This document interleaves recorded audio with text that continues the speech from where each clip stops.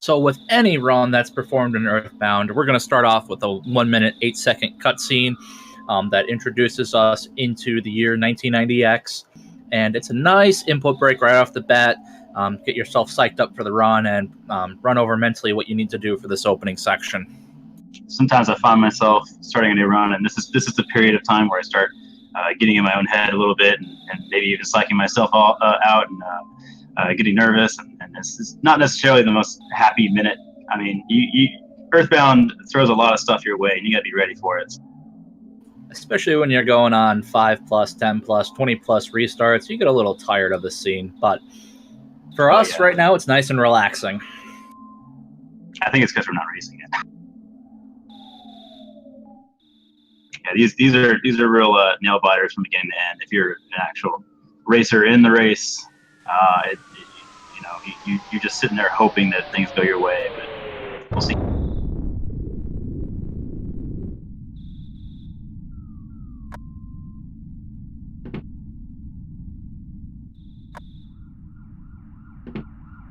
So what's going to happen first is we're going to leave the room immediately, and we're going to hop into Tracy's room. And in Tracy's room, there is a weapon that comes in very handy.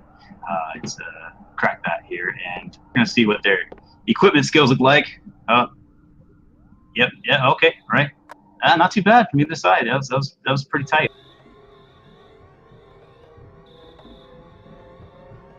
Now that they're outside, this is basically the introduction sequence of the game. There's no enemies, no spawns, anything like that. It gives runners time to warm up their thumbs, and casual players an introduction to how movement really works, and a time to explore button presses. One of the key things when playing this game is there's actually 4 buttons to advance text. You've got A, L, B, and select. A and L advance in the affirmative, B and select advance in the negative. So you're able to make decisions without even having to move the cursor over. The only time you're not able to do that is when you're trying to quit the game with dad at the phone, or quit the game when you die. You will have to intentionally menu over, so it is really hard to accidentally quit the game. And you mentioned there's a lot of different buttons that you can confirm and cancel with. And interestingly enough, you could play this entire game with just one hand, just like a left hand approach to the controller, because everything you need is right there. I believe both racers are using both hands, but I can't confirm that.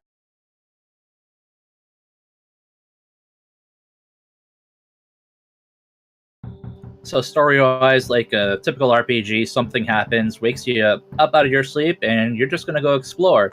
You meet your friend Pokey at the top of the hill, and he tells you, go away, I've got this. And now he will be knocking at the door very obnoxiously, and will be begging you for help, just like a good friend. Now, what I'm watching for here, this early on in the game, is little things where they're gaining or losing time. It may not seem like much right now, but all these little frame saves and optimal advancing of text, things like that, it all adds up. And if you're not careful, then you can quickly become seconds or even minutes behind your opponent just because of not being on top of that sort of thing. So looks like they're pretty neck and neck still. I know we're only 3 minutes into about an hour-long category, hour and a half long category. But if I was serious about this race, I know I'd be looking for those little opportunities to break away.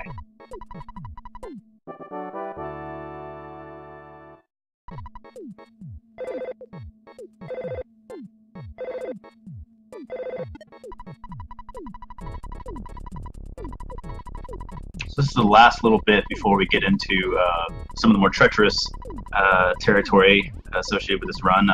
We're going to talk to Dad real quick, and as soon as we do that, we're going to hop out of the house and hopefully not see too many spawns, but you never know on the initial climb up on the hill here. Out in this first section, you're introduced to 3 basic enemy movement types. The first one being the snake, which will respond to your movement. You're able to stutter around them. The shorter your input is, the more you're able to move without them moving. You have crows, which move in a swooping pattern, and you can use that to your advantage to get them stuck off of walls in the environment. And then there are the dogs, which will charge straight at you no matter how you're moving, as long as you're within range. If you're going to get into encounter, the dog is probably the best one because it's easy and gives you the most experience.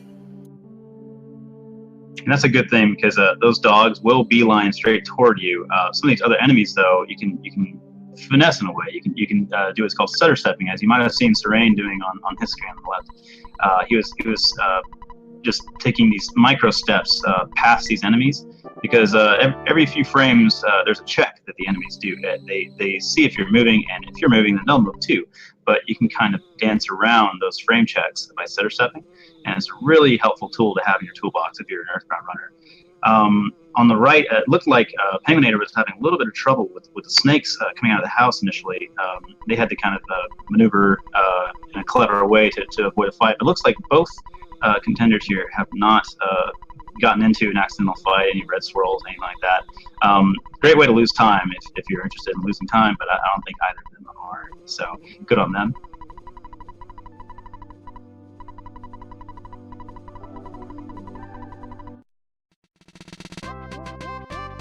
Buzz is laying a lot of knowledge on us here, a lot of kind of setup for the story of the game. He also checks if you're listening, because, man, he talks a lot. But as soon as we're done here, I believe both runners are going to opt for the bread roll. That's just a little ways down from the meteor. That bread roll is it's a quick grab for an extra healing item, and it comes in handy as they move into on it later on. But they may opt to skip it in the interest of saving time. That does invite a lot of bad luck in my experience, but it looks like Cerein grabbed it, and we'll see if penguin8r grabs it too. Probably would be my guess. I know I personally like to grab it just because it's a quick healing item in this very early half here. For no matter how little damage you take, it's just something quick and not as big as a hamburger. For sure, yeah. It's really quick too. It's a quick grab. So now we have the first boss that's not really a boss because it's a tutorial that is really hard to die to. Starman Jr. has 200 health and will either guard or cast psychic abilities. Buzz in the first round automatically tosses up a shield, and every other turn will. So you're just waiting for Buzz to kill Starman Jr. on the even turns. Hopefully you get it down within 2 cycles of the shield and attack. On average, it's about 3.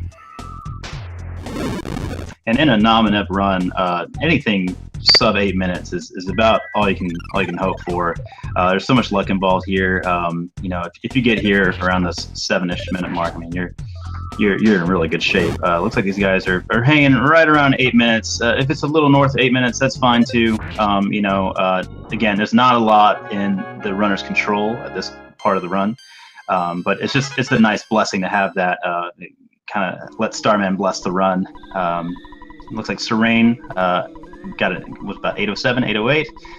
Got Starman down, and over on penguin8r, he's not having the best luck. It looks like I missed his rolls, but it's Starman's still standing. So just come on, Starman, come on.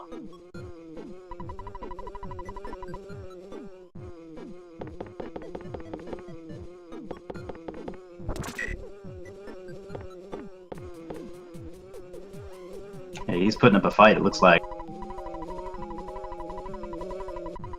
Hey, you can't lose this fight. There we go. You can't lose this fight, but it can drag on, which is just as bad. Yeah, in order to lose, you have to grind to level 8 before even picking up Buzz, which you get the Shield of Light, and that just takes an extraordinary amount of time to do that. Now, one strat I haven't seen attempted yet for many runner is the task strat of skipping Starman, where if you stutter step just properly past Starman, you can actually skip the fight. That does put you at an experience disadvantage. I don't know if that really saves any time, and it's also really, really, really, really unlikely that a human can execute that, but I'm not too surprised they didn't go for that. I believe you actually have to advance 1 frame at a time and no additional time, otherwise it'll pick it up on that 2nd frame. That sounds about right. So Buzz goes down a lot quicker than Starman does. Lord, no, with that massive outspeed. Looking at Cerein's screen, he seems to have a little bit of a lead early on, traveling down, and he sees a dog. So you gotta turn around real quick. Oop, more dog luck happening. Oh my God. Okay, looks like we got a dog pincher. Which dog looks cuter? I think is that's what would go through my head. Wow, the dog stopped. Okay, all right. That was a big luck out win for Cerein there. A dogfight's not the worst thing. In fact, it might lend you a little extra experience. You might get like a bread roll drop of some kind, but it's good to see him maneuver his way out of a pincer. Now over on penguin8r's side, looks like he's going to that same area. There are a few spawn tiles to worry about here, but it looks like it's an open path for him. He's barreling right through it. Nothing to worry about here. Cerein having a little trouble getting out after grabbing the Mr. Baseball Cap, which is an essential item in Nominip. It gives you that extra defense that you need when you go up against Pogo Pongs and so on. But it looks like Cerein's going to hop in here and probably equip himself the usual way, and penguin8r is going to follow suit. Nothing like selling a treasured item with one of your friends to make money. I do it all the time. Oh, penguin8r going with the safety save here. Not always a bad idea, especially if you're new to Earthbound speedruns. If you anticipate that you might lose a battle, well, it's better than coming back at your mom's house and hitting the photo trigger and that sort of thing. So not necessarily a bad strat, in my opinion. Yeah, the only disadvantage would be is if you need the psychic points for healing, you'd have to go to the hotel and spend some money for that stay. Very true, very true. So probably penguin8r is probably hoping for at the very least Frankie Stein win, not losing to Frankie Stein. Otherwise, you can't rely on Frank for that PP heal. Yeah, now this first fight that both of them took outside the arcade is not a mandatory fight, but it's really recommended to get it because the experience levels you get from these 3 fights will set you up nicely for a level up right after Frank, giving you 5 additional psychic points for a life up if you've burned through all your resources up until the Frank fight. Not to mention, you get, I'm not sure if it's guaranteed, but it feels like it's guaranteed, a hamburger drop from that first Pogo Punk outside. So you get the extra healing on him as well. So it's all around a pretty good fight to take. If you're real gung-ho, like if you think you're going to have the best luck ever, by all means, skip that first Pogo Punk. But I think it's a really good strat. Yeah, I think it's like these first 2 Pogo Punks that'll drop the hamburgers, and the Yes Man Jr. can drop a bag of fries, 1 out of 16. Well, nothing goes better with burger than fries. Now we've reached the first official boss of the game, Frank, who wields dual knives and is very stabby. If you take any damage during this fight, you definitely want to heal up, because anything will put you close into a death range, and you won't be able to mash out a heal up in time. So healing every time you get attacked, and try to bash through the rest of it.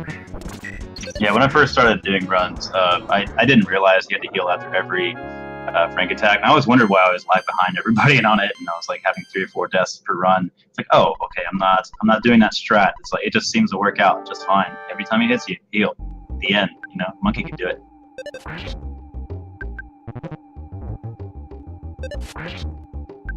Okay, looks like they're both going to Frankie Stein. No, I'm sorry, my mistake. Looks like Cerein's going to Frankie Stein. penguin8r starting Frank. Cerein he's bashing it out. Let's see what happens here. 18. Hey, that's a pretty low roll for 4th turn. So Cerein having some really good Frankie Stein luck here. He's going to go ahead and life up. He could have bashed that turn, but he opted not to, going for the safer strat. And now Cerein can, 32, that's quite a bit. Cerein looks like he's got Frankie Stein down at 1407, and now penguin8r is about to start the Frankie Stein fight. Let's see what happens. Yeah, the Frankie Stein Mark II fight is a scripted fight, as in every odd turn will be a wasted turn generating steam, and every even turn will be attack. The first one will always be a punch, then after that it'll be a 50-50 flip between tearing into you for around 35-40 and punching for 15 to 20. Yeah, a lot of speedrunners will they realize what the damage range is, and they look at their HP and they kind of feel out like, can I survive another round if I bash it out instead of healing? And that's one thing that separates a novice runner from someone who's fought a lot of Frankenstein.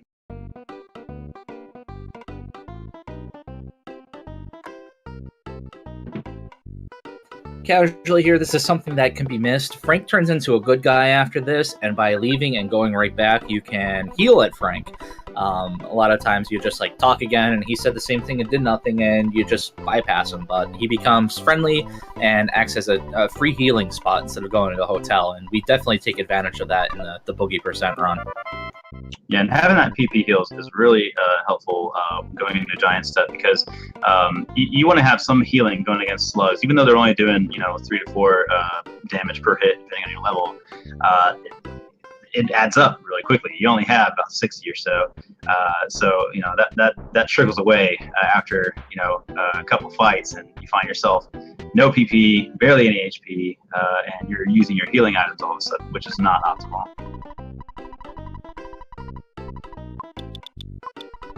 So what Cerein's doing, he's going back to the drugstore. He's going to take out some money. More than likely, he's going to be buying a slew of hamburgers. This is me on Saturdays. Wake up, I go to the burger shop, and I just buy like 8 hamburgers right out. No one looks at me funny or anything.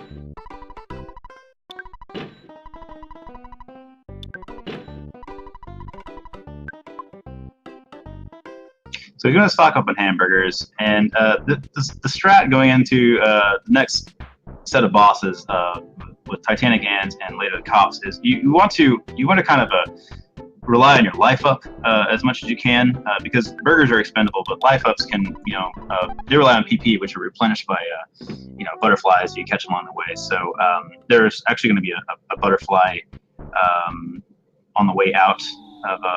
I'm sorry. I mean to say there's going to be a butterfly on the way in to Titanic Ant, and that's going to be good for getting back some of the PP that he's going to use for life ups during the slug grind here. With the slug grind, there's 2 different approaches the runners can take. Main route wise, you can grind 4 packs of slugs until you reach level 8.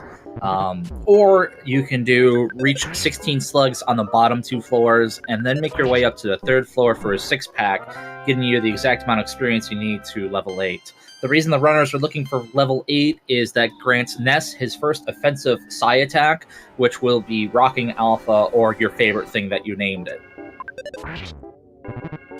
So Cerein's got some early slugs happening. Actually, some really good slug luck happening there. He's got another 4-pack, so he's not going to hop into this fight here. I believe that last set he had was 2 slugs, so this will put him at 6, if I'm not mistaken. And as I say, that penguin8r is just now entering Giant Step, and penguin8r is going to start the slug grind as well. Okay, so taking a little bit of damage on the left. We went from 58 to we're about 30 now.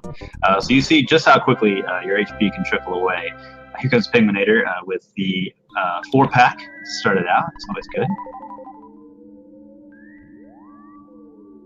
In that early smash, we're just warming up. Save some of those for Titanic Ant, in my opinion.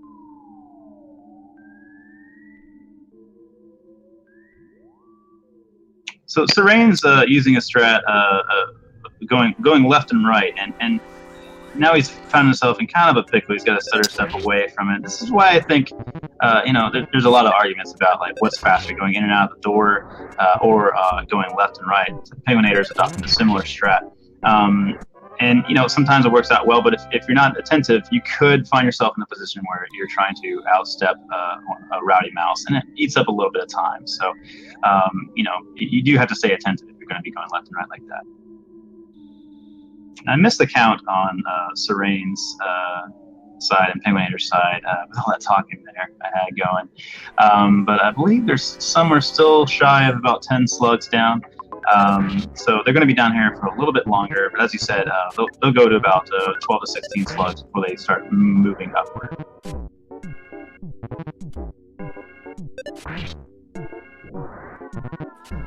In these fights, you'll see the strength of auto-fighting.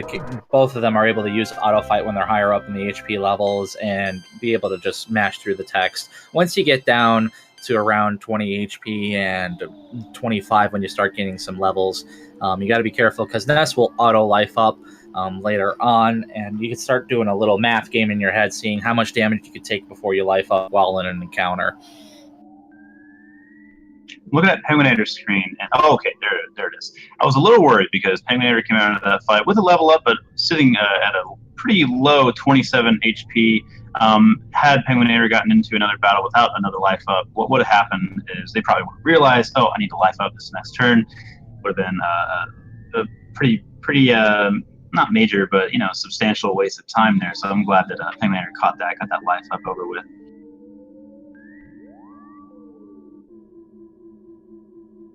Cerein having a little bit of trouble getting some slug spawns. So we'll see if that luck changes for him here. Yeah, unfortunately, if Giant Step wants to throw Rowdy Mouse at you, there's not much you can do other than just maximize the amount of spawn tiles you're going for. So Cerein finally found someone to play with. We got 4 more slugs coming his way, and they're falling. They're falling very quickly. penguin8r having a little bit of difficulty as well. So about an even slug grind for the both of them time-wise here. Finally, penguin8r finds 4 slugs. Good on them. Cerein has got to out-smooth this this Rowdy Mouse. It keeps coming back for more. Yeah, it's this is why I like to hit the door, because I don't have to worry about stutter stepping around things. But people say it's slower.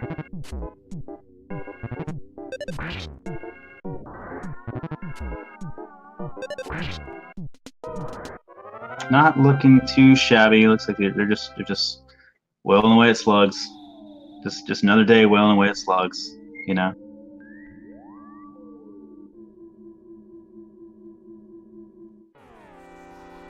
So I wonder if Cerein's I think he's gonna go upstairs now.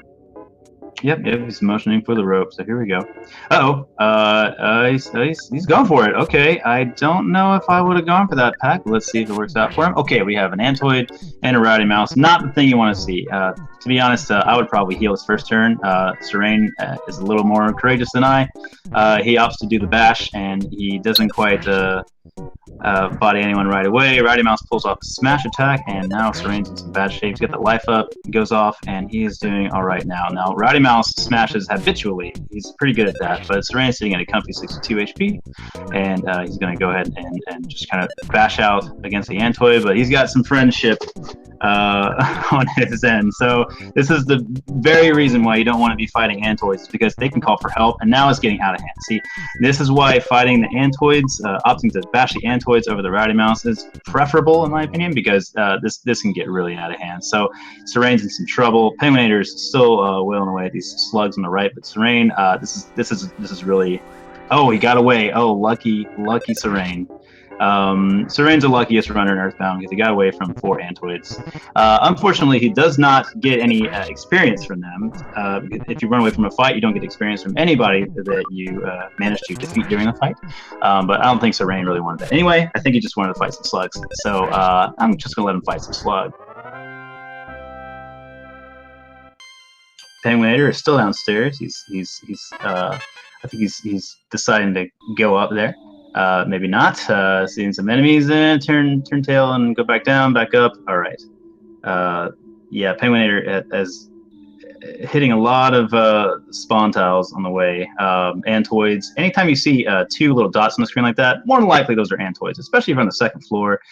Slugs only spawn on the 1st and well, I think they spawn on the 2nd floor too, but more often than not, you're looking at Antoids on that 2nd floor. Now, Cerein's on the 3rd floor. Even on the 3rd floor, if you see a couple of ants, a couple of dots, those are going to be ants.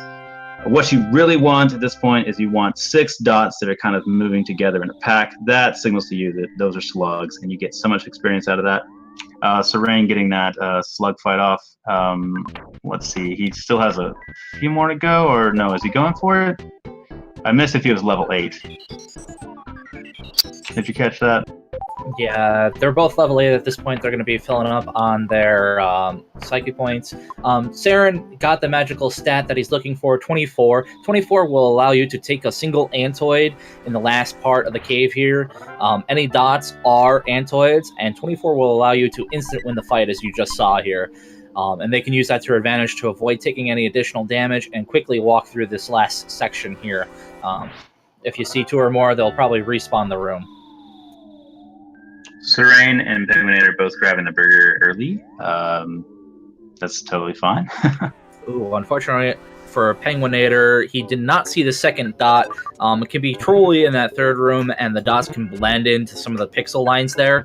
And both of them are both in encounters now, and we'll see what they choose to do for healing after this. Yeah, looks like Cerein is having to fight a whole gang of ants. He's got one down, but one of them called for help, and so he'll probably have to heal after this fight, maybe even go back to find another butterfly, because you want to go into Titanic Ant fully, full HP, full PP, otherwise you're at a severe disadvantage. Yeah, with a giant ant fight, it is kind of like the Frank fight. Anytime you take any kind of damage, you know you want to heal up again. Then you're hoping that Titanic Ant does not do a Psychic Drain, because you want to get off 2 Rockins, because Ant has 235 hit points, and hoping for both high Rockins and able to smash through the rest, because Ant has a low attack for about 20, a high attack for about 40, and the ability to smash for about 60. So it can be a very dangerous fight, and you want to be cautious around it and take advantage of any advantages you may have. penguin8r was almost down for the count there, but managed to get the heal off. Let's see here. I'm looking at penguin8r's screen. Looks like we got a wasted turn with the defense down. This is effectively a wasted turn. Anytime that you're fighting ants, if they're not doing damage to you, you just kind of forget about it. penguin8r relying on those hamburgers pretty heavily. Now Cerein on the left managed to get the life up off. Both contenders are out of PP at this point, so they're going to be relying on staying alive and getting some bashes off. Looks like penguin8r's popping on the hamburger. I don't know which way to look, because they're both neck and neck on this Titanic Ant thing. Hopefully they both get through the fight. Looks like penguin8r has downed Titanic Ant. Titanic Ant is down on penguin8r's side, so they get the experience, and they get to go up to collect the melody for the Soundstone. Cerein, he just suffered 47 damage, but he managed to get the heal off. Another wasted turn for Titanic Ant. Got 14 damage coming off to top off Titanic Ant. Titanic Ant is down. Both contenders first turn Titanic Ant. Which switch? Where is Cerein going? Does he already start motioning down? Oh my god. Okay, there he goes. That's not. So I don't know. This must be a new strat where you don't collect the melody from the Soundstone. You do need to collect that melody from the Soundstone in order to advance the story. So I think Cerein is going to be really nonplussed by the time he gets out of Giant Step. So that's a pretty critical mistake. Hopefully he realizes right away what's happening. penguin8r, on the other hand, manages to collect the Soundstone melody and is on their way out of Giant Step to go to the cops. I don't actually know what Cerein has in store for him as he leaves. I don't know if that cop's going to greet him outside. I think that's when he's going to catch that there's been a mistake. And Cerein realizes that the cop isn't there and is going to have to walk all the ways back up now, grab the melody, and then make the walk all the ways back. Oh, man. This does not necessarily translate into a breakaway race. Now, there's still a lot of things that can normalize, their positions in the race. Cerein obviously at a huge disadvantage now, having given up. I'm gonna guesstimate about a minute or so, probably north of that. But penguin8r is on their merry way. If penguin8r doesn't get through cops first try and Cerein does, then I think it should be even once again. penguin8r is gonna hop in and buy some burgers as just a preemptive strat, make sure they got enough burgers. Sometimes you can kind of just book it straight to cops, skip the extra burger buying. Only able to buy 1 extra burger, so it's not a huge leg up. But they're fully stocked, fully strapped, ready to take on these cops. Cerein finally collecting that melody. He's kicking himself, but it's still any man's game. So yeah, we'll see what happens. All right, penguin8r here is making his way into the cops. It will be a gauntlet of 5 cops, 4 regular cops and Captain Strong. The 5th one doesn't fight you. The typical strategy for this is you're going to bash your way through it, and when you reach about 55 HP, you're going to use a burger to life up, and if you end up down around 30 HP, you're going to use a life up. Ideally, you want to make it through the fights with at least 20 psychic points off, leaving 2 rockings for Strong. And we'll see how penguin8r deals with each of the fights. Having a very nice first one, smashing the cop and taking it right out. Oh yeah, that was nice. I saw that. See if he has similar luck on cop number 2. You know, sometimes that's a bad omen, but it looks like the cop missed their first shot. They missed twice in a row, got another smash off. penguin8r, as long as they play this right, they have this in the bag. They have all the healing they need. They might even have 30 PP for the Captain Strong fight, which would just make that a cinch. Now, you don't necessarily want to walk out of here with 8 billion burgers in your satchel. You do want to use up those burgers if you can to kind of free up some of that inventory space. Once again, penguin8r having a really easy 3rd cop. This is silky smooth. Fortunately, this being Boogie percent, having extra burgers isn't necessarily a bad thing. We're not as tight on inventory space as we are in a full any percent glitchless run, because we don't pick up all the items that we would in a regular run here. But this last cop here has given penguin8r a little bit of trouble here. I think he was the one saving it up. Like these cops, they were too nice to him. So this is good cop, bad cop happening right now. The 5th cop here is not going to fight. He's going to run away. He actually does have some battle dialogue programmed in if you were to out of bounds to him. It's like, go, go, oog, oops, let's go. And you can fight him. I did not know that, actually. Yeah, I actually encountered it when I was doing a randomized door run, and it was quite entertaining. It doesn't continue the sequence, so you don't fight Strong afterwards, but it's there. penguin8r taking down Captain Strong with a 31-minute O-net, which is a very good time for a non-manipulated O-net. That's a very good time, and I'd be happy with that. Cerein is only going to be, I guess, about a couple minutes behind. Just started the cop fight. Let's see. So, first cop opens up with a pretty heavy attack. A light attack followed by that. Cerein, very, very well thought life up there. It's very important you stay lifed up, even if you don't think you need to. Sometimes it's good to do it anyway, because if you manage to win the fight with 20 some odd HP, that puts you in a really bad position for the next fight. You got to consider this all in context here. Next cop is a little nicer, hitting for 15 a couple times. Looks like Cerein's having some trouble landing these hits. Really, it's Ness. It's not Cerein. Ness is not known for his accuracy. penguin8r picking up the hamburger on the way down, so another little safety there.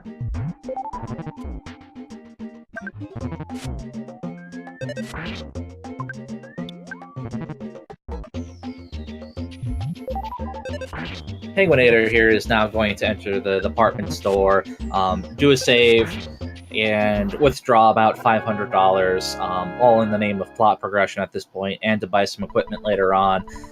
You're going to save to set up for a death warp, then you're going to go visit Apple Kid and make a new friend by giving him food and giving him money for plot progression devices later on. Looking back over at Cerein's screen, he's on the 4th cop. This is the last normal cop before we hit Captain Strong. He's running a little tight on burgers. I think he's all right. He's got 47 off that one. He's got a can of fruit juice. Curiously, he's probably gonna pass that off to Apple Kid later on. It's like this cop is he's putting up a fight. We got 2 hamburgers left. He uses one, and 46 is not a bad hamburger. Cerein gets hit for 16. He hits back for 36. Bodies at last. Police officer, and now we're going to Captain Strong. If I'm not mistaken, it looks like Cerein has a relatively low HP going to Captain Strong. Yeah, I would, if it were me, I'd probably heal first turn, not with a can of fruit juice. Okay, Serein's in good shape. He's got 2 rockets he's going to pull off here. Looks like he's probably going to squeak through this fight. Oh, one of the rockets looks like it missed. That's not what you want, and Captain Strong gets off his grapple hold, which is doubly not what you want. So we got a 65 rocking on Captain Strong. And now we have to bash it out, staying alive. That smash is very lucky. We managed to get Captain Strong down, and we are good. So Cerein getting out of that fight with 45 HP, good on him. About 34, 40-ish on it. Also a respectable time. So we're looking at 31 on it, 34 on it. About a 3-minute gap that could close very easily over the course of this run. As you saw with the rocking, it does have a possibility to miss against opponents. Rocking is the only psychic attack that is based off of Ness's speed versus the enemy's speed.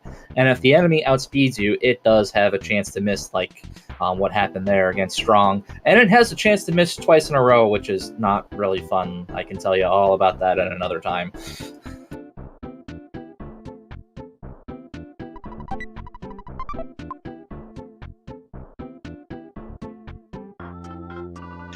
penguin8r is working on triggering this tile here, this pencil eraser. There's going to be an eraser blocking the path to PRV, and you don't even have to go all the way up to it. You can just kind of approach it and be about a screen away, and it should show up. And as soon as you get that to show up, even if it's off screen, you can advance the story and head on over to Apple Kid and get the device he uses, or sorry, device he invents. He hands off to you, and you use it on the eraser, and you can start your way through PRV. So penguin8r's got that tile activated. He's walking back to meet up with Apple Kid once again, because Apple Kid's very needy. But he does have something for us.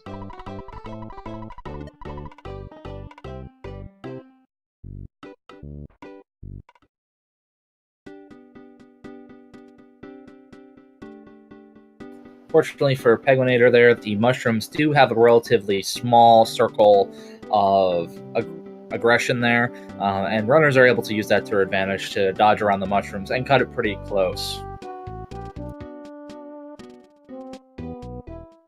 Yeah, so Penguin is squeaking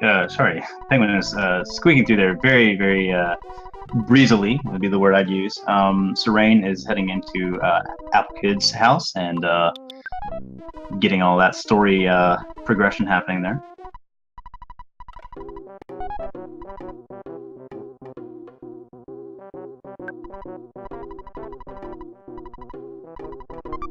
So if you've been watching these races, you've probably realized at this point that this next area that Penguin will be going into, Peaceful Rest Valley, is very, very treacherous.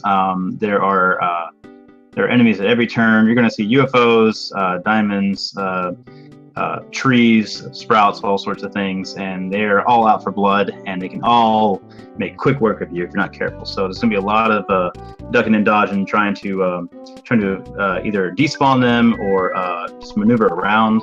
In some cases, PRV is where a lot of runs go to die. So hopefully that doesn't happen to either of these guys, but could happen. You don't know. Yeah, the runners will definitely have to be taking advantage of the movement patterns of the enemies. The UFOs are really fast and have the swooping pattern again, but you are able to outrun them in a vertical manner, up and down. But if you get in line with them horizontally, forget about it. They will catch you. The whirling robos are quite erratic and quite fast, so just stay away from them. The oak trees are the slowest of the enemies, and you're able to just outwalk them. But don't get in a fight with them and kill them, because they will explode.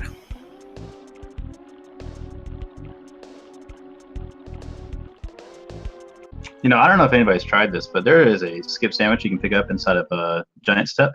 And I wonder if anyone's ever made use of a skip sandwich to outrun some of these enemies. I think it could come in handy in boogie runs, but never personally seen that happen. These guys are going to be relying on just normal speed, normal movement, not the kind of accelerated movement you get from a skip sandwich, which gets abused a lot later on in normal 80% glitchless runs. Doesn't really come up very often in these boogie percent runs.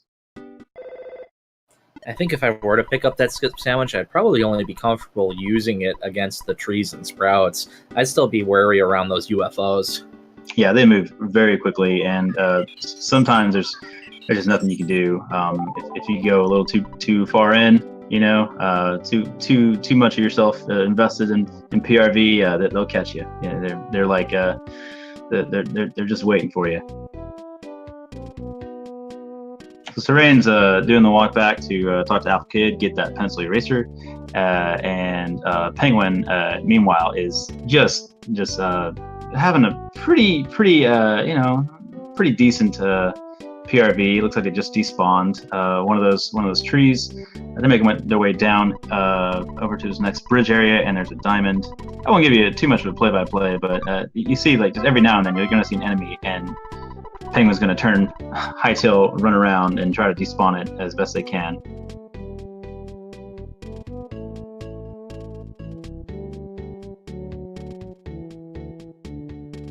Now up here, if you're careful, you might opt for this hard hat on the top left. So the Penguin's going to skip the hard hat. It's an extra 20-30 seconds or so for some extra safety. It gets you some extra defense going against the cultists and the car painters coming up. Singular car painter. There are multiple car painters. That'd be a problem. But opting to skip the hard hats, I'm not sure if they just don't think they need it, but you don't really need it. It's just nice to have in your inventory. Yeah, with the extra items you have picking up from Odad, it's just I don't see the point into it in this run, especially combined with the Holmes hat. Penguin8r doing the shopping sequence, getting the Sandlot bat, which increases your bat offense from 8 to 15 plus whatever natural offense you have. Cerein is just starting Peaceful Rest Valley. I'd like to see how Cerein fares compared to Penguin. Penguin had a pretty okay, breezy, decent PRV. No major problems, no pincers, but maybe Cerein is going to have similar luck. Maybe he's going to run into some trouble. Oh, looks like there's a UFO to greet him. I don't want that. There's actually some triggers, these little invisible boundaries that you cross that increase the odds of enemies spawning in certain areas. So if you're worried about your PRV, if you want to decrease the chance maximally of any enemies coming your way in PRV, it's good to know where those spawn triggers are. Penguin8r here, making it to the shack, is about to get into what we affectionately refer to as the shack fight. There are two cultists outside and a spiteful crow. The insane cultists each have 94 HP, and you're going to want to lead off with a rockin', hoping for the perfect scenario where the rockin' kills all enemies. But more often than not, you're dealing with either one or two cultists left and having to decide whether a second rocking or bashing from there. Because of the way the insane cultists are programmed, this is an unrunnable fight, and any cultist fight you get into is unrunnable due to their triggers. The cultists are outspeeding Ness here. Ness gets his rockin' off, does 80, 57, and misses the crow. So not the best rolls. Probably going to go for another rockin' or possibly a life up. This could be, got another rockin' happening.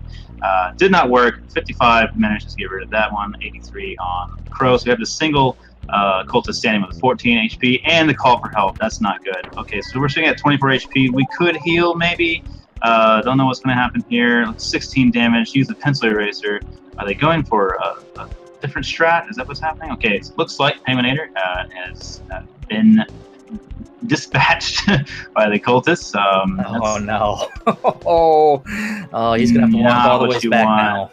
Not what you want. That was a pretty mean cultist fight, though. We had the miss from the rockin'. We had some low rolls.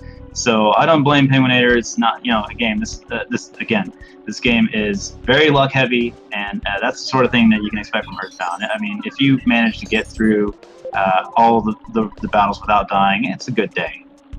Yeah, unfortunately, miss menus like that can cost you pretty heavily, like it just did for Penguin8r there. Yeah, using the using the pencil eraser there.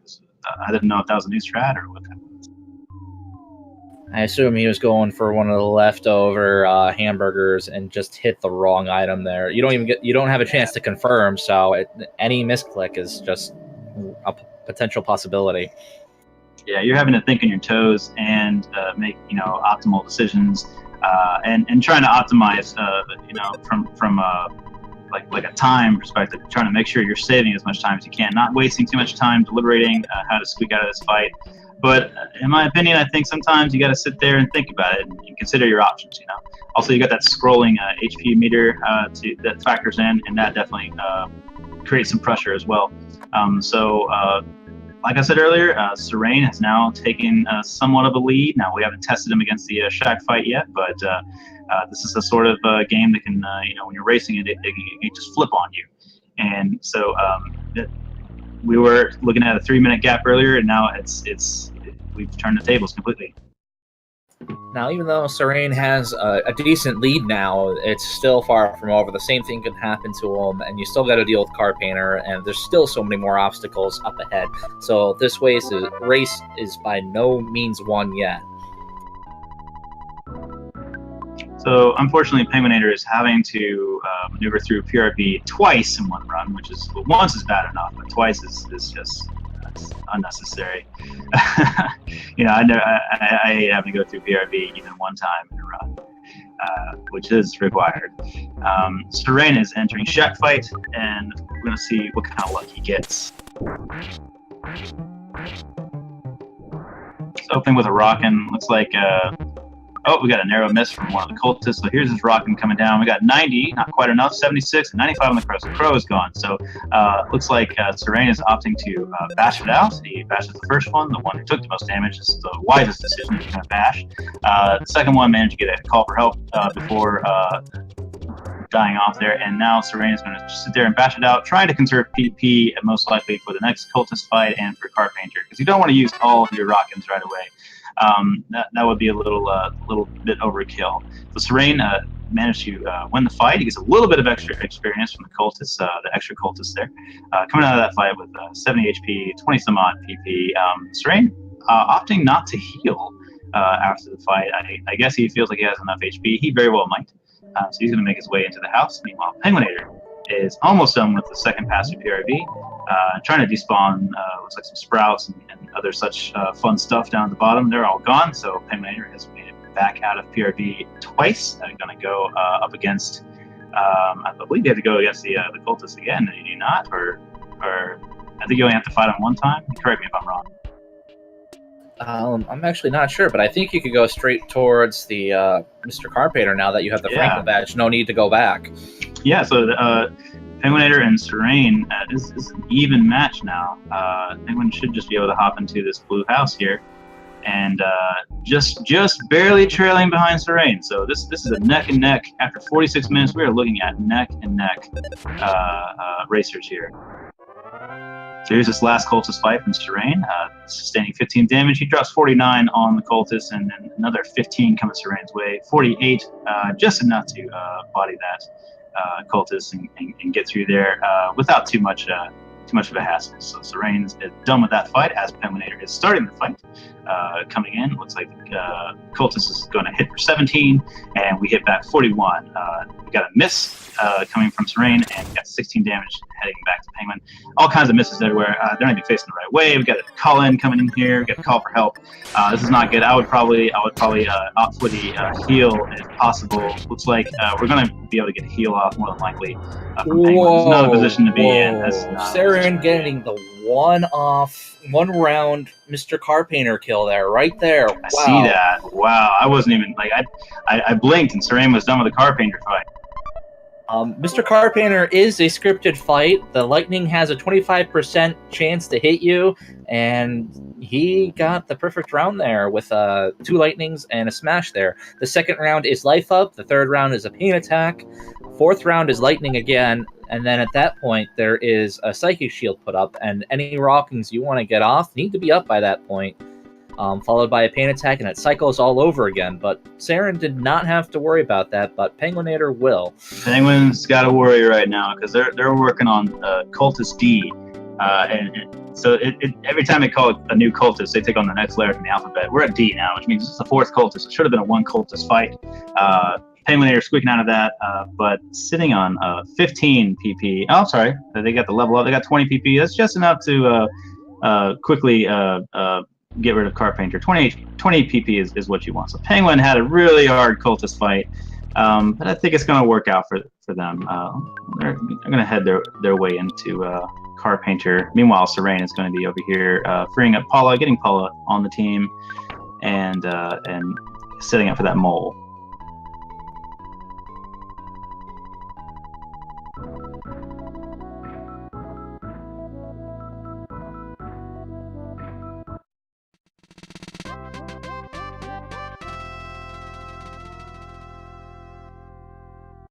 So Penguin, looks like Penguin's got about 130 damage done. Carpenter heals for 80 some odd damage. So Carpenter's already sitting in a deficit on turn 2. Penguin8r is getting off those Rockins and bashing it out. Looks like this is going to be a pretty easy fight. Get another reflect, and Carpenter is down. Another quick fight. So two quick Carpenter fights in this race. This thing is bound to stay neck and neck. Looks like Cerein here is going to be choosing to do a PRV Death Warp. There's 2 options when you're going for your Death Warp, either to go to Lilliput Steps and take a mole there, which can waste a lot of turns, or you can go to PRV depending on your health values. It looks like he's going to be trying to go for the couple life noodles, but that's not going to happen with the amount of enemies there. He did have 93 HP on Nest, so that was a pretty good choice there. This group here can be pretty aggressive. Yeah, I don't fault him for going for the PRV Death Warp if you're sitting at 93. Doing the mole Death Warp is just, if you have like 30 HP or so, it's no big deal. He just has to hit you like 1 time, you're good. But he's got to hit you like 2, 3, even 4 times sometimes with gut saves. I mean, this could be the quicker option for Cerein. Yeah, one of the things you can do is you can attack that territorial oak because it will explode when it dies and deal mortal damage, and just speed up the Death Warp if you happen to get that far. Yeah, it's a much more reliable Death Warp, but optimally the mole Death Warp is quicker. Sometimes that mole just doesn't want to play along. He's doing something with his thumbs or something. Cerein having a little bit of an emulator display issue. I don't think it's going to affect the gameplay. Emulator is allowed in this category and every Earthbound category, so I'm not sure what that is. You see that? I'll assume that was something from, I guess, the death transition there. I haven't seen a glitch like that, so... Yeah, same. Oh, it's not MU. Okay. Oh, you had it on console. Okay, so it probably has something to do with taking the Death Warp and PRV. I've never personally seen that, but I always take the mole Death Warp.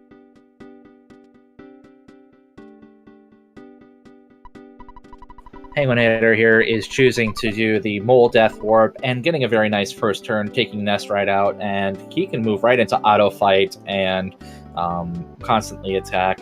Paula will do 1 damage, and it ends with a very, very nice Death Warp here for Penguin8r, making up some time here than the walkout to PRV for Cerein. Both runners now will be doing the 2-sing cleanup, where they have to withdraw at least make sure they have $100 to revive Paula, go make Paula's dad cry by seeing him, go visit Everdread in Berglund Park and get a wad of bills, and go free the Runaway 5 from their contract. This is pretty exciting because they're so close still. After we're coming up on we're about 52 minutes, so nearly an hour into the run, and we're still just neck and neck. At 1 good or bad pawn cave or 1 duck skip, that could be the difference between one winner and 1 loser. So.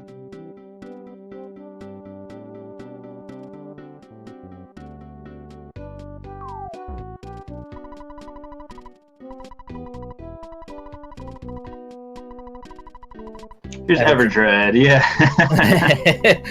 Yeah, Everdread here is a bad guy up until now, so if you were to go visit him before having Paula, you end up in an extra fight, which you really don't want to do unless you're having a nice fun time extending your run. Gives you a lot of bills, and you use that to free the Runaway 5. Yeah, we should probably clarify. This is considered a glitchless category. If you've seen a glitched Earthbound category, you know what a glitch is in the context of Earthbound. Anything that lends you some kind of like advantage, whether it's like flipping out of areas or just all kinds of wacky stuff. Graphical glitches don't that's a I think a lenient usage of the word glitch. It's really just more of like an error in displaying stuff. Doesn't really lend you any advantage or disadvantage. So if that sort of thing happens incidentally, it's not really considered a big deal. Yeah, just a slight graphical corruption at the time. All right, we now get to listen to the Runaway 5 show. In the Japanese version of the game, Mother 2, these are the Tanzura brothers dressed in sleek black suits, obviously made to represent the Blues Brothers. So when it came over to America, they became with the multicolored suits versus the all black. I do like the multicolored suits. I know other people have their preferences.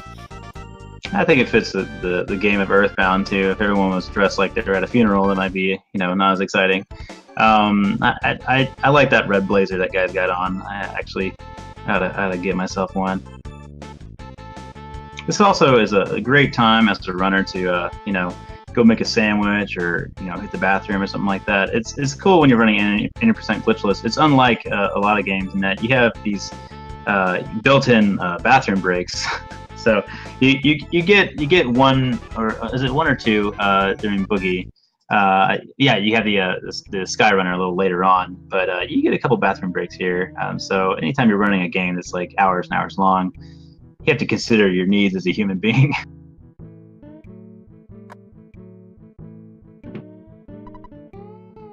Also, I gotta say, it's really difficult to stare at a waterfall for 3 minutes and not have to go to the bathroom. Let me tell you, Toucan, lots of willpower there. Lots of willpower. Oh, yeah. Cerein is going to give this guy $10,000, because whatever.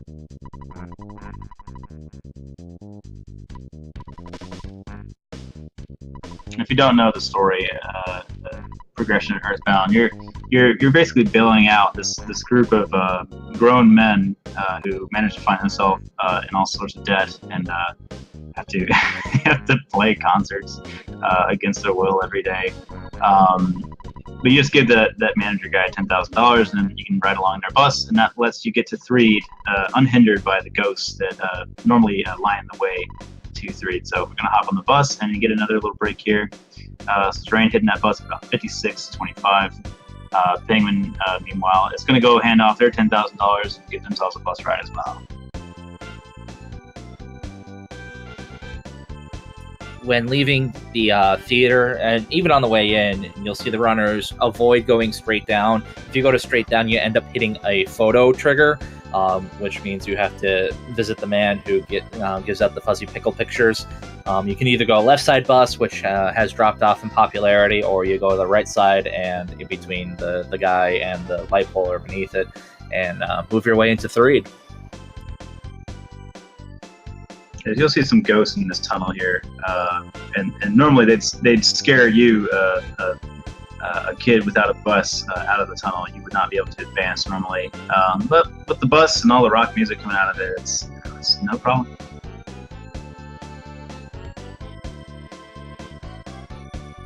Just pointing out that both racers at one moment in time were in the bus in their respective games at the same time. So this race is very tight still. We still have Graveyard. We still have Winters to go. Like, all of Winters is a big game changer. Whether you get skips or whether you have your pawn cave is good or not. All those sorts of things factor in.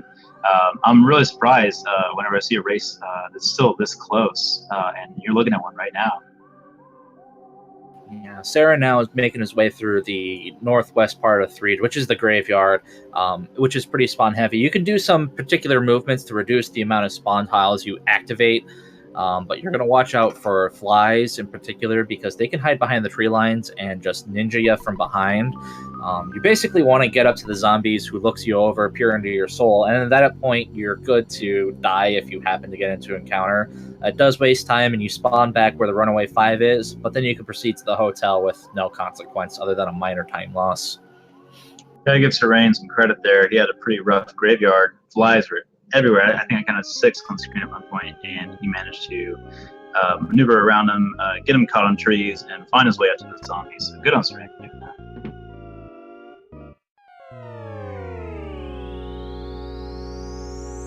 And now we learn a harsh lesson on why you don't follow random people into a hotel room in an empty hotel. So video games do teach you something. Take that, Mom.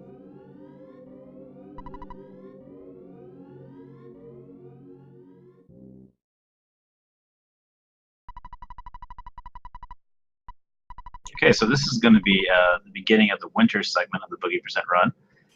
This is where control shifts over to Jeff, everyone's favorite four-eyed, blonde-headed wonder. We're going to be in a separate continent called Winters, and you'll be setting up inside the boarding house before heading out on your journey at level 1. Jeff is a little bit of a controversial character. I guess Toucan is in the boat of liking Jeff. I'm more of a Jeff neutralist, and then there's quite a few people who dislike Jeff. Jeff can be the best and worst character at the same time, depending on how he rolls with his bottle rockets. Yeah, I think you don't have an opinion of Jeff until you've tried to speedrun Earthbound. If you play it casually, maybe you think you know Jeff, but when you've actually tried to complete a speedrun of Earthbound, he'll let you down sometimes, but he also carries the game quite a bit. So it's I'm surprised that he's such a polarizing character. I think people they expect him to hit every time, and that's just not going to happen. Why don't you try aiming a bottle rocket? Yeah, right. Aim a bottle rocket. You gotta aim the thing, Especially 15 at once.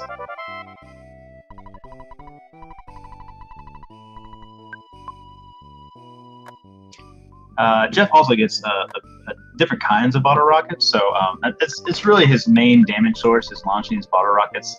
They're expendable items in his inventory, so you can use a bottle rocket on an enemy, but we tend to save them for bosses and that sort of thing. But you'll see that at least in Boogie Percent, he'll have a regular bottle rocket and a big bottle rocket eventually. Big bottle rockets are like just several bottle rockets sent off at once, so they do more damage, but also the damage or whether they even hit or not is largely based on the luck for Jeff and the enemies being launched against. So sometimes they miss, and that's a shame when it does. But it's possible that we can get some misses on the bottle rocket. That'll be once we get Boogie Tent. We don't use any bottle rockets in Winters, but if you've ever seen like a full 90% glitchless run, there's bottle rockets everywhere. 4th of July. Both runners here just went through a short sequence here with Maxwell, which the sequence annoys me. He gives you a key, which he knows is not going to work in the locker. Then he gives you the machine that will allow you to open the locker. I mean, he knew it wasn't going to work in the first place. Why not just give you the machine? I know that the game is trying to do some conveyance and teach you about it, but even just giving you the machine and letting you unlock the locker will still teach you how to free Ness and Paula later. Yeah, I gotta say, you don't think about it, but Jeff probably sees that guy every day. And Jeff still has a jolly disposition about him, so good on Jeff for not letting that break his spirit, have to deal with that guy on a daily basis. Now, we are also introduced to the Bubble Monkey. No matter how you feel about Jeff, positive or negative, I think the feeling is pretty universal about Bubble Monkey in the negative. Bubble Monkey stops randomly, and you have no control over it. Sometimes you can use it in a strategic part where he just happens to stop, and you can use him the green swirling enemy that got between you, but you can't count on that at all. Cerein had a stealth despawn happening on the way down that not a lot of people catch, but he managed to despawn a dog on his way down. That sort of thing kind of goes unnoticed, but that could have been a dogfight if Cerein hadn't gotten that despawn. He could have been a little bit behind. So, keeping a close eye on these guys, making sure they're not pulling fast ones on us with these despawns. I saw that, Cerein. That was tricky. That was good. Well, even getting into the dogfight there wouldn't be the worst. It does give you an extra level for the upcoming toughest boss of the game, the Worthless Protoplasm, and potentially a 50-50 shot at getting a bread roll for an additional healing item. So it's not the worst, and penguin8r did get into the fight with the runaway dog, so we'll see how that works out in his favor. Yeah, penguin8r just jumped for that, opting not to despawn and just hopping into the dogfight instead. I think for those reasons that you just listed, like you said, it does make it does give a little bit of safety to this coming proto fight that you're going to see Cerein hop into as soon as we cross the frozen sea with Tessie here. Oh, here comes the Tessie's here. Oh man. A moment of silence for the majestic Tessie, please. I always thought Tessie needed a friend. I mean, Tessie's kind of the loneliest Tessie. So if Chad could just give Tessie a friend, I think that'd be that'd be your good deed of the day.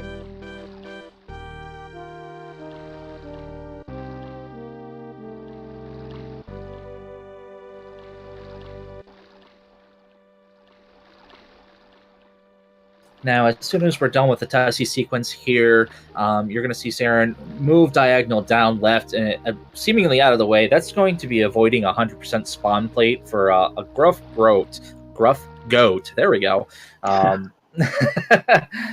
Which Jeff at this level is not able to handle. The gruff goat will murder Jeff. And by moving in that way, you do avoid it, allowing you to get into Brick Road to face the Worthless Protoplasm.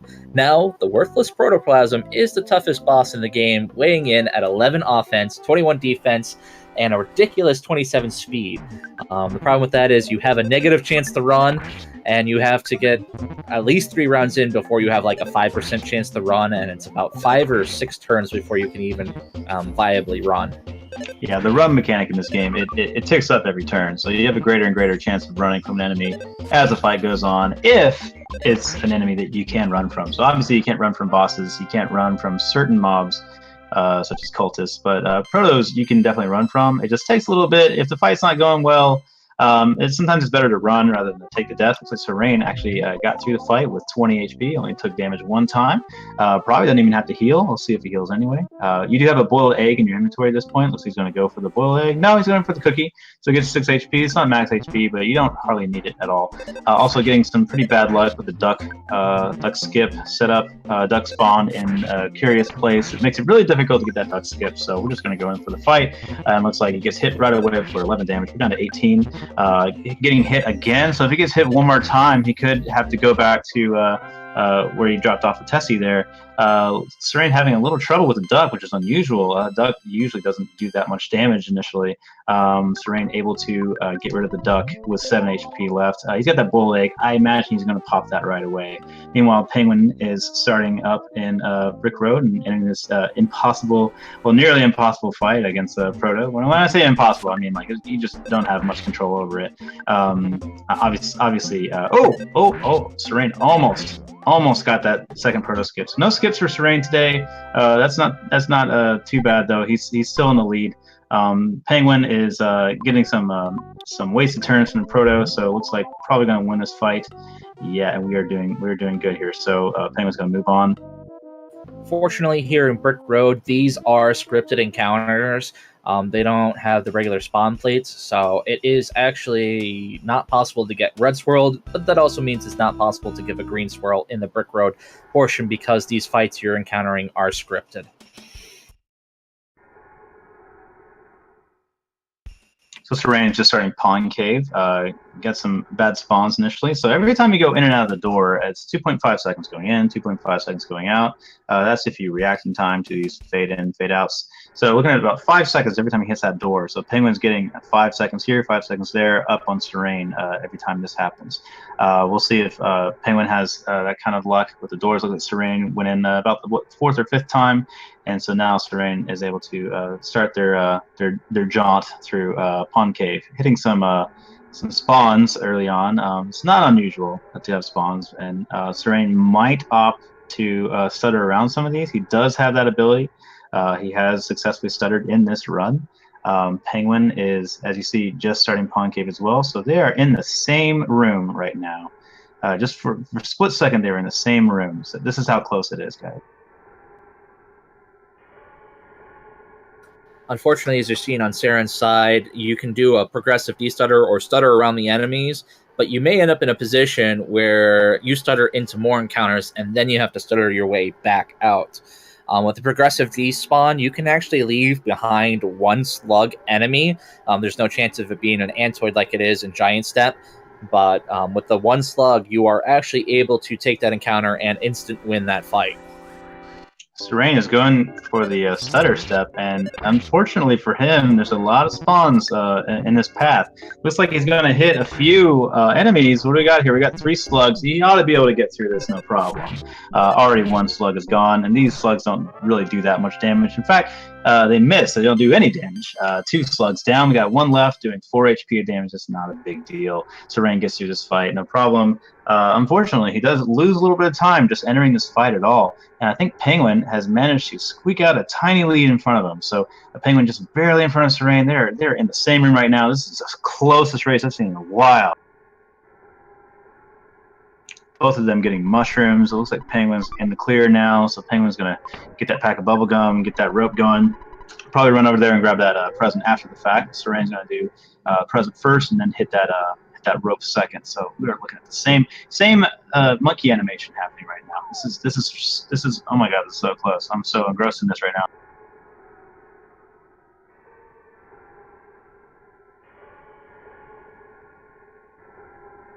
All right, a little bit of bad luck on Penguin's side, going up, and there's some mushroom action happening up there. Same with Cerein.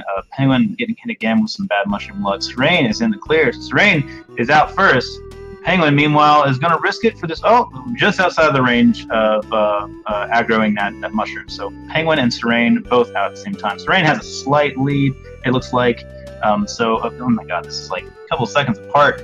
I'm just going to watch, see what happens, see how they maneuver around Stonehenge here. There are some baddies here who will chase you, but they're pretty slow and lumbering, and you can get around them really easily.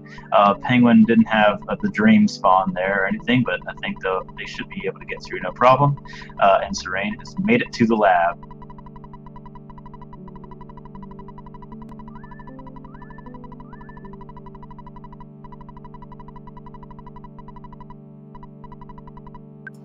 Right after the lab here, we start the Skyrunner sequence, which is personally one of my favorite soundtracks of the game. It's a nice ambience, and I just love it. Along with that, I also like the Moonside music with the Star Spangled Banner actually mixed into the background there. If you never paid attention to it, you can hear it back there. Toucan, what are some of your personal favorite soundtracks of the game? You know, I like the Coffee Break theme a lot, and you don't hear it in the run, but I like that song a lot, and I actually like Winters. And if I could plug, there's a band on YouTube that does a Winters cover, and it's really good. And at the end, they drop in the Deck the Halls melody at the end, like it's a Christmas song. And I never noticed that, but Winters does kind of sound like a stealth Christmas song happening. So. Maybe that's why it feels so snowy to me. But I like that track a lot. But yeah, definitely the Coffee Break one is really good.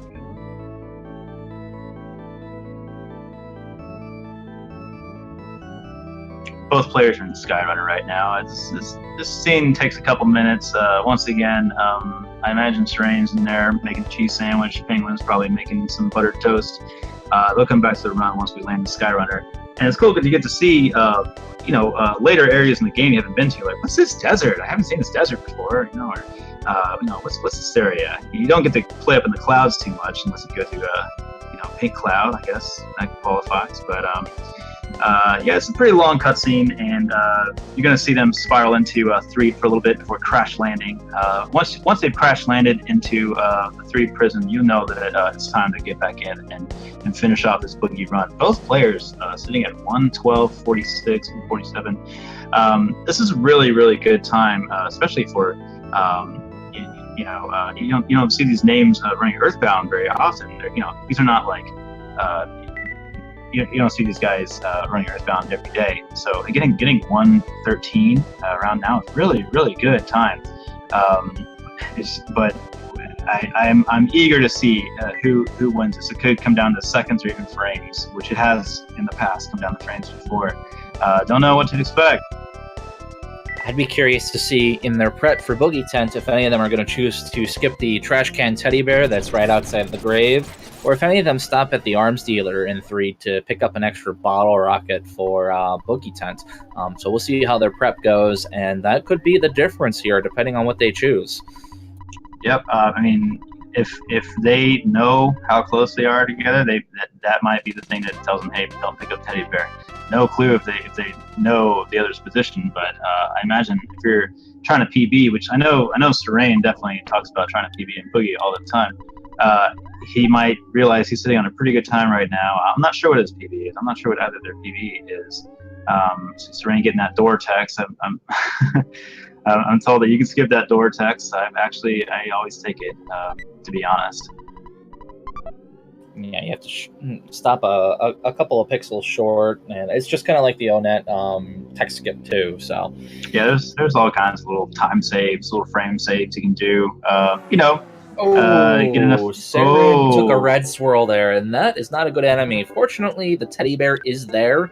Hopefully, he'll dispatch it quickly enough, or the teddy bear will soak up any additional damage.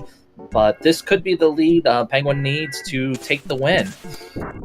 Yeah, that's really unfortunate. We'll see if Penguin can capitalize on it. Cerein, in this situation, I always try to use that spirit bottle rocket that Jeff has. I think that's a good strat to kind of like do some quick damage, and dispatch that pumpkin kid. But Penguin is now entering the boogie fight. Let's see what happens.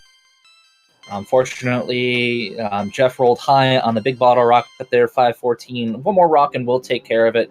Boogie Tent has 579 HP, and the teddy bear is soaking up the extra damage. So it looks like this will be going to Penguin. Boogie Tent is down. Now we'll see how Cerein handles Boogie Tent on his side. GG for Penguin. A little bit of text to match through. I don't think it's anything that Cerein can close the gap on at this point. So it looks like we are looking at Penguin being the victor in this particular race. Cerein is just coming up on Boogie Tent now. There's like two primary strategies. It's defend, big bottle rocket, or go offensive with all the characters. And Cerein had a very nice, clean Boogie Tent as well. Penguin8r just finished the race, and we'll have an official SRL time of 1 hour, 16 minutes, and 20 seconds. GG Penguin. And GG Cerein. Really, really excellent race. I was on my toes the whole time. Not just because I was commentating on it, but I think if I was just watching this, I'd be like, wow, this is such a close race. That's probably one of the closest races I've seen. Yeah, and Cerein has officially finished with a time of 1 hour, 16 minutes, and 50 seconds, just a 30-second difference. And this is an SRL PB by 1 minute and 51 seconds. Both runners deserve a follow for this. They both put on a fantastic run. Give them both a follow. Yeah, gonna double up on that. Give them a follow. Cerein, I know. Penguin8r, I'm gonna go and follow personally. I don't follow everyone in the Super Series, but I'm seeing a lot of really, really high quality Earthbound running here. So somebody's running Earthbound, that's almost always an instant follow for me. Well, that will conclude this race. I'd like to give a couple shout outs to the tournament organizers, Andy, D-Rock, Daniel. Thank you guys for everything you have put into this. Thank you, Feasel and Speed Gaming, for hosting us. Toucan, thank you for joining me on commentary here. And shout outs to you as well for the awesome background for this tournament. You just did a fantastic job with it. Oh yeah. So I wasn't gonna say anything, but I think people know by now. I made the layout for this. But I was giving a little bit of notice on it, but I tried to put a lot into it, and I'm glad that people are responding well to it. I'm happy about that. Yeah, I made the back. Thank you, oh, the nice humble brag. Take it all up, Toucan. You deserve it. Hey. For joining me on commentary here. And thank you for commentating with me there, friend. And awesome good guy. Follow him too. I'd like to shout out Temple has also had a big hand in organizing this year, last year. We do this every year. And this is the first time I've actually been a part of it, both running and commentating, and it's just super fun to be a part of. All right. That'll be it for speed gaming right now. But next, there is another Earthbound Super Series race tonight at 9:30 p.m. It will be between Skateman 222 and F. Coughlin. There will also be a race at 12 a.m. Eastern.